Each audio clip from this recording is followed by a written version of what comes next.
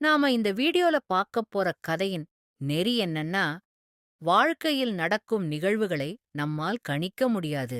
நல்லதென்று நினைத்தது கெட்டதாகவும், கெட்டதென்று நினைத்தது நல்லதாகவும் மாறலாம். அதனால நம்பிக்கையும் பொறுமையும் வாழ்க்கையில் மிக முக்கியமானவை. இந்த கருத்துக்கான கதையை இப்போ பார்ப்போமா? நம்பிக்கை மற்றும் பொறுமையின் அவசியம்.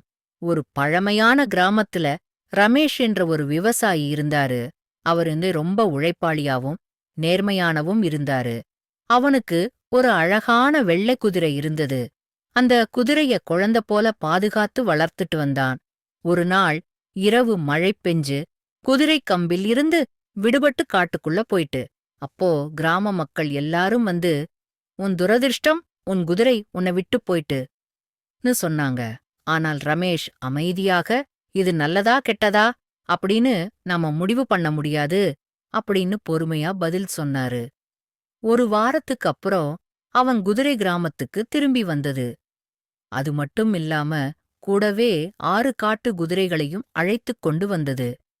கிராமத்தினர் மறுபடியும் வந்து, உனக்கு நல்ல அதிர்ஷ்டம் இருக்கு, இப்போ உன்கிட்ட 7 குதிரை இருக்கு அப்படின்னு சொன்னாங்க. ரமேஷ் அப்பவும் அதே பதில்தான் சொன்னாரு. இது நல்லதா கெட்டதா அப்படின்னு நாம முடிவு பண்ண முடியாது. அடுத்த நாள் ரமேஷின் மகன் அந்த குதிரைய வேலைக்கு பழக்கறதுக்கு கூட்டிட்டு போனான். ஆனா அந்த குதிரை ஒரு கூர்மையான இடத்துல அவன் தள்ளி விட்டுட்டு, அதனால அந்த பையனோட கால் முறிஞ்சிட்டு. மகனை பார்த்து கிராம மக்கள், அவன் வாழ்க்கையே முடிஞ்சிட்டு, இவனால இனி ஒரு வேலையும் பார்க்க முடியாது, இது மிகவும் கெட்டதுதான் அப்படின்னு சொன்னாங்க. ஆனால் ரமேஷ் மறுபடியும் அதே பதில்தான் சொன்னாரு. இது நல்லதா கெட்டதா என்று நாம சொல்ல முடியாது. ஒரு மாதத்திற்கு அப்புறம் ராஜாவின் படை அந்த கிராமத்திற்கு வந்தது. யுத்தத்துக்காக எல்லா இளமான்களையும் கூப்பிட்டுட்டு போனாங்க. ஆனால் ரமேஷின் மகன் கால் முறிஞ்சதால அவனை விட்டுட்டாங்க. கிராமத்தினர், இப்போது நம்பிக்கையா? உன் மகனுக்கு ஏற்பட்ட காயம் இப்போ நல்லதுக்குதான் முடிஞ்சிருக்கு, அவன் யுத்தத்துக்கு போகாம உயிரோடு இருப்பான்னு சொன்னாங்க.